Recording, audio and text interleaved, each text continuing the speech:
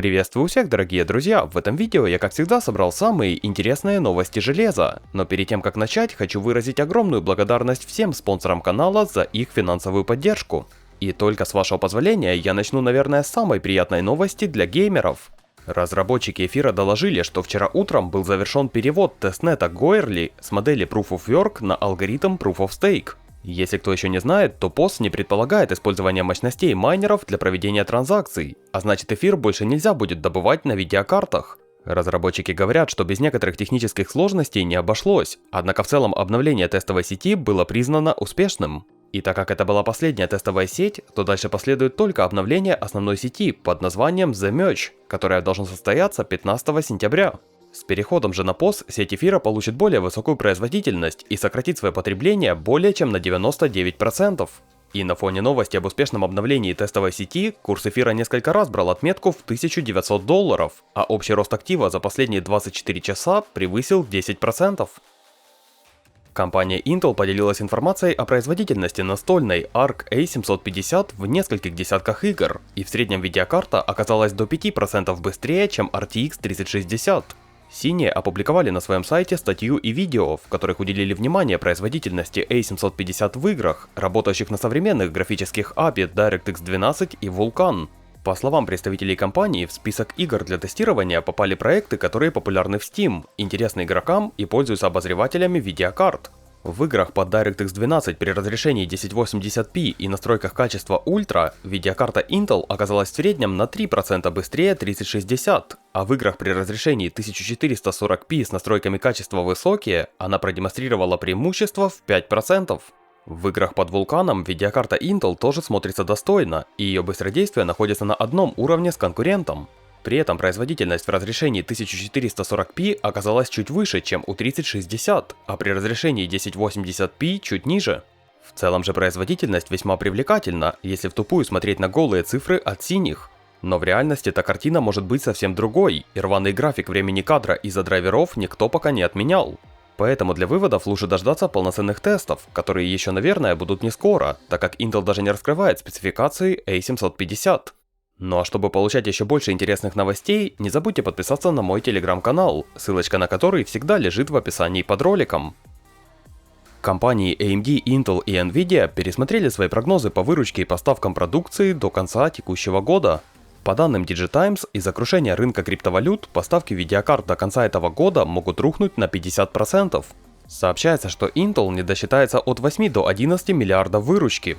Nvidia ожидает значительное снижение продаж и выручки по итогам года на фоне падения спроса на видеокарты, вызванные в том числе и обвалом рынка криптовалют. Тайваньские же поставщики видеокарт ожидают по итогам года снижение продаж от 40 до 50%. Как говорят источники DigiTimes, это приведет к падению доходов Nvidia по итогам года в невообразимых объемах. Причем снижение спроса на потребительскую электронику влияет не только на крупных игроков рынка, но также и на производителей менее важных полупроводниковых компонентов. К таким относится, например, компания Elan Microelectronics, выпускающая микроконтроллеры для ноутбуков и контроллеры сенсорных экранов. И она ожидает снижения выручки на 30% по итогам текущего квартала. Источники DigiTimes также прогнозируют снижение объемов поставок хромбуков от 50 до 60%, и такое падение продаж ожидают компании Lenovo и Hewlett Packard. Продажи ноутбуков и ПК на базе Windows упадут по итогам этого года на 10-15%, что также скажется на всех производителях. Но пока одни рапортуют о снижении поставок и доходов, компании AMD и Apple, напротив, говорят о своем росте. Например, AMD недавно сообщила об очень успешном закрытии второго квартала, и все благодаря тому, что она смогла увеличить свою долю на серверном рынке, а также в сегменте встроенных решений. И все же AMD считает, что объемы поставок ее продукции по итогам третьего квартала снизятся на величину от 14 до 16%. Как пишет DigiTimes, рост AMD во многом связан с тем, что компания Intel продолжает терять свою долю рынка. И хоть под контролем Intel по-прежнему находится около 80% рынка ПК, но она потеряла очень много заказов от Apple, поскольку последняя решила использовать в своих продуктах свои M1 и уже M2. И резкое расширение присутствия AMD на серверном рынке также создало дополнительные трудности для Intel. Что касается Apple, то по данным DigiTimes она переживает рост спроса на MacBook'и, и по прогнозам она сможет до конца текущего года продать 28 миллионов лэптопов. Так что вот такой вот сейчас расклад на рынке железа, так сказать, все данные в одном. Компания Solidigm, бывшее предприятие Intel по выпуску флеш-памяти, перешедшая недавно в собственность SK Hynix, представила работающий прототип SSD на новом типе флеш-памяти PLC NAND. Данная технология флеш-памяти позволяет хранить 5 бит информации в одной ячейке, обеспечивая более высокую плотность чипов памяти. Напомню, что QLC позволяет хранить 4 бита в ячейке, TLC 3 бита, а MLC 2. За счет 5 бит в ячейке память типа PLC открывает путь к очередному снижению стоимости хранения информации на твердотельных накопителях. Говорится, что PLC по сравнению с QLC позволяет хранить на 25% больше данных на полупроводниковом кристалле той же площади. Но чтобы понять всю суть новинки, необходимо копнуть в сами истоки. Как мы знаем, элементарными единицами измерения информации являются биты, имеющие состояние нуля и единицы, которые в случае SSD записываются в ячейке NAND. И если сравнивать с QLC NAND, технология PLC добавляет ячейкам дополнительные состояния, которые позволяют добавить еще один бит информации. То есть технология в PLC памяти использует 32 состояния ячеек, которые охватывают все возможные комбинации из 5 единиц и нулей. Однако, чем больше состояний может принимать ячейка, тем выше нагрузка на саму ячейку, а также на контроллер памяти SSD, который должен эти состояния считывать. Это увеличивает вероятность неправильной записи или чтения, что в свою очередь может привести к повреждению данных. Для компенсации таких рисков на уровне контроллера необходимо использовать более эффективные алгоритмы исправления ошибок. И если мы говорим про PLC NAND, то требования к точности этих алгоритмов вырастают многократно. На данный момент даже накопители на памяти QLC считаются не очень надежными по сравнению с уже традиционными TLC. Но поскольку PLC NAND компании Solidigm основана на технологиях Intel, то она использует иную архитектуру ячеек по сравнению с теми видами ячеек, которые применяются прочими производителями. Ее флеш-память построена на транзисторах с плавающим затвором, которые, по словам Solidigm, гораздо лучше подходят для увеличения количества хранимых битов, чем повсеместно применяемые ловушки зарядов.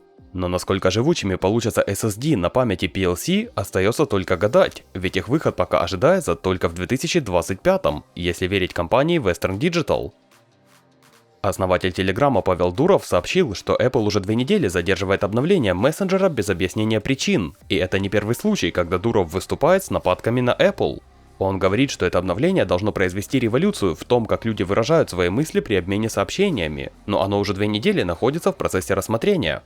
И если так обращаются с Телеграмом, одним из 10 самых популярных приложений в мире, то можно только представить, с какими трудностями сталкиваются небольшие разработчики приложений.